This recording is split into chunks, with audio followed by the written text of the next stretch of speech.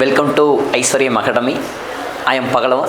Now I am subject to handle in Indian Constitution. So இந்த இந்திய அரசியலமைப்பு சட்டத்தில் நாம் பார்க்கக்கூடிய டாபிக் என்ன அப்படின்னு கேட்டிங்க அப்படின்னா 1909 ஸோ மிண்டோ மார்லி சட்டத்தை வந்து பார்க்க போகிறோம். சரிங்களா?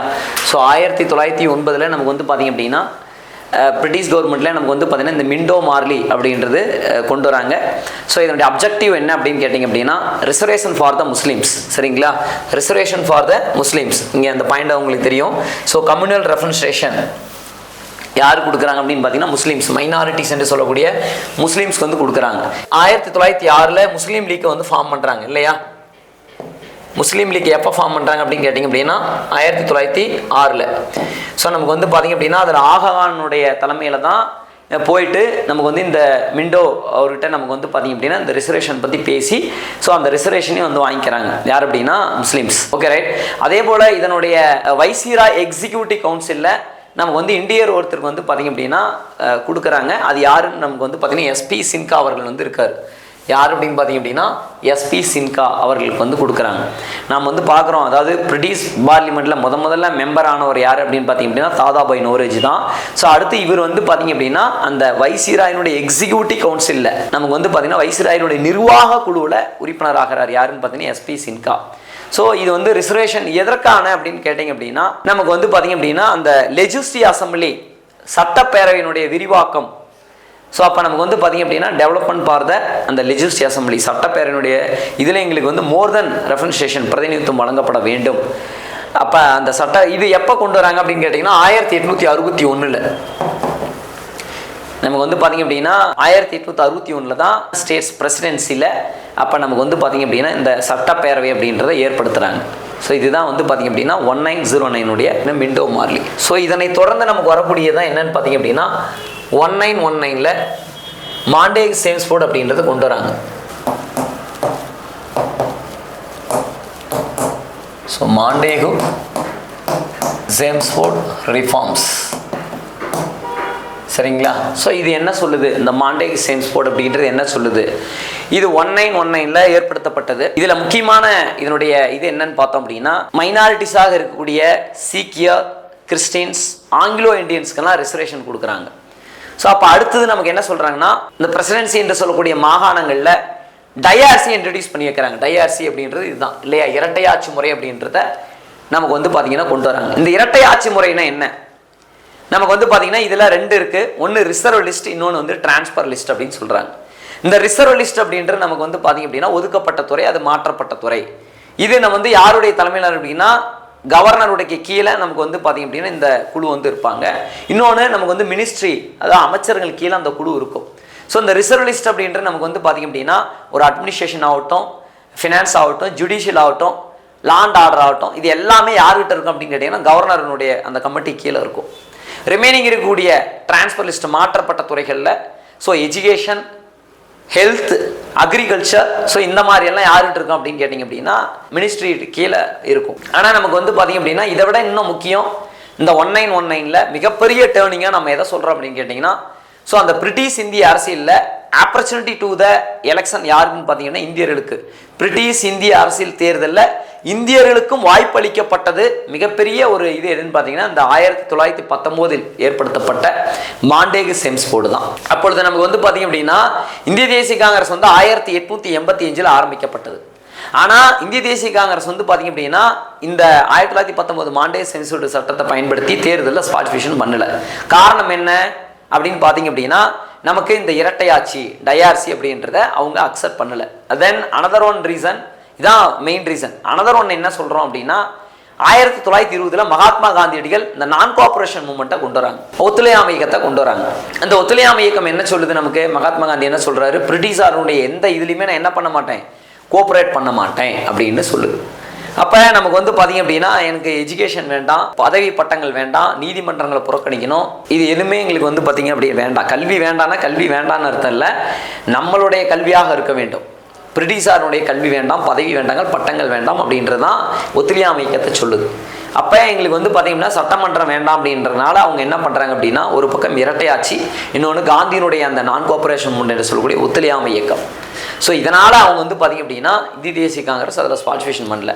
ஆனால் 1916 நமக்கு வந்து பார்த்தீங்க அப்படின்னா சவுத் இந்தியன் லிபரல் ஃபெடரேஷன், தென்னிந்திய நல உரிமை கழகம், அதாவது நீதி கட்சி. யார் அப்படின்னு கேட்டிங்க அப்படின்னா நீதி கட்சி, ஜஸ்டிஸ் பார்ட்டி. யார் அப்படின்னு கேட்டிங்க அப்படின்னா justice party, that is the நீதி கட்சி. இந்த நீதி கட்சி 1916 ஆரம்பிக்கிறாங்க. இந்த 1919 கொண்டு வரப்பட்ட மாண்டேகி-சேம்ஸ் போர்டு சட்டத்தினுடைய பயனை அனலைஸ் பண்ணி அதை அக்செப்ட் பண்ணி பிறகு தேர்தல் வந்து ஸ்பாட்ஃபிகேஷன் பண்ணுறாங்க. அப்போ நமக்கு வந்து பார்த்தீங்கன்னா இந்தியாவில் மெட்ராஸ் பிரசிடென்சி அந்த 1920 தேர்தலில் நீதி கட்சி வெற்றி பெற்று ஆட்சி அமைக்கிறாங்க. ஸோ இது முழுக்க முழுக்க நமக்கு வந்து பார்த்திங்க அப்படின்னா பிராமணர் அல்லாதவருக்கான அமைப்பு தான் இந்த நீதி கட்சி.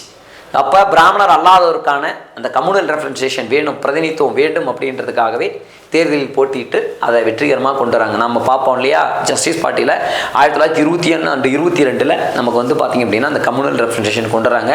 ஏன் 1926 நமக்கு வந்து பார்த்திங்க அப்படின்னா கோட்டா சிஸ்டம் என்று சொல்லக்கூடிய இடம் ஒதுக்கீடு முறையை ராம் முத்தையா அவர்கள் கொண்டு வராங்க. சரி, ஓகே, ரைட். அப்போ இந்த மாண்டேகி-சேம்ஸ் போர்டு என்ன சொல்லுது அப்படின்னா, நான் முன்கூட்டியே சொன்ன மாதிரி இரட்டையாட்சி முறை கொண்டு வராங்க. அதே போல் நமக்கு மைனாரிட்டிஸ் ரிமைனிங் இருக்கக்கூடிய கிறிஸ்டியன்ஸ், சீக்கியர்ஸ், ஆங்கிலோ இந்தியர்களுக்கு ரெசர்வேஷனை கொடுக்குறாங்க. அதே போல் பிரிட்டிஷ் இந்திய அரசில் இந்தியர்களுக்கும் அந்த தேர்தலில் வாய்ப்பு கொடுக்குறாங்க. சரிங்களா?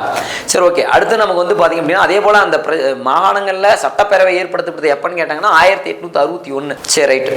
அதுக்கப்புறம் தான் நமக்கு வந்து எலெக்ஷன் சிஸ்டம் இதெல்லாம் வந்து கொண்டு வராங்க. சரி, ஓகே, ரைட். அடுத்து நமக்கு வந்து பார்த்திங்கன்னா இதில் இன்னொரு பாயிண்ட் என்ன சொல்கிறாங்க அப்படின்னா, இதே பிரசிடென்சி அதாவது ப்ரொவின்சியல் என்று சொல்லக்கூடிய மாகாணங்களில் பைகேமரலிசம் வந்து கொண்டு வராங்க. பைகேமரலிசம் இங்கே பார்த்தீங்கன்னா உங்களுக்கு தெரியும் இந்த வேர்டு பைகேமரலிசம். அப்போ அந்த பைகேமரலிசம்ல நமக்கு வந்து என்ன சொல்கிறாங்க, இரண்டவை முறை.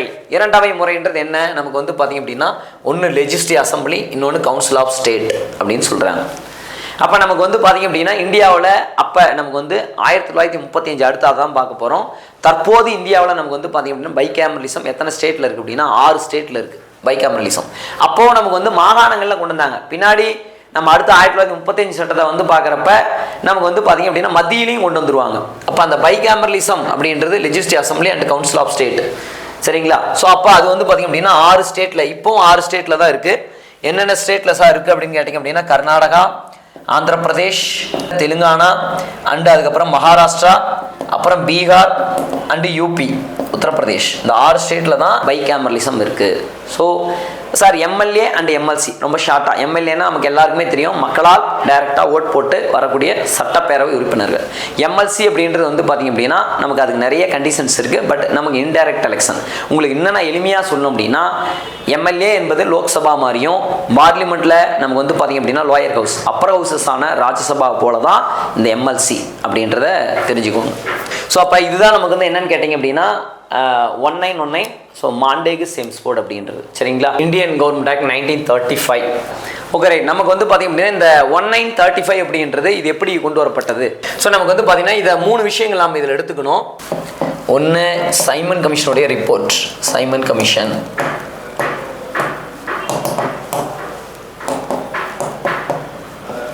ரெண்டு round table conference, round table conference.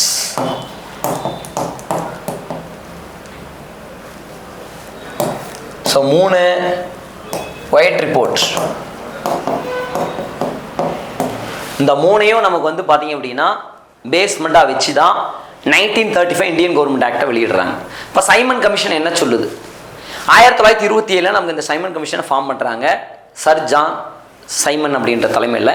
இதில் ஒருவர்கள் கூட இந்தியர்கள் கிடையாது, நமக்கு தெரியும். ஸோ அதனால தான் சைமன் கமிஷன் இந்தியாவில் பல இடங்களுக்கு போகும்பொழுது கோபேக் சைமன் அப்படின்ற ஸ்லோகத்தை வெளியிடுறாங்க. ஸோ இதே சைமன் கமிஷன் எதிர்த்து தான் நமக்கு வந்து பார்த்திங்க அப்படின்னா எக்ஸ்ட்ரீமேட் பேஸில் வரக்கூடிய லாலா லஜபதி ராய் போலீஸ் அதிகாரியால் தாக்கப்பட்டு பின்னாடி இறந்துருவார். இதே சைமன் கமிஷன் தமிழ்நாட்டுக்கு வரும்பொழுது சத்தியமூர்த்தியினுடைய தலைமையில் அந்த சைமன் கமிஷனை எதிர்க்கிறாங்க. அப்போ அந்த சைமன் கமிஷன் வந்து பார்த்திங்கன்னா 29 நமக்கு வந்து பார்த்திங்க அப்படின்னா தமிழ்நாட்டுக்கு வராங்க. அப்படி வரும்பொழுது எதிர்ப்பு தெரிவிக்கிறாங்க.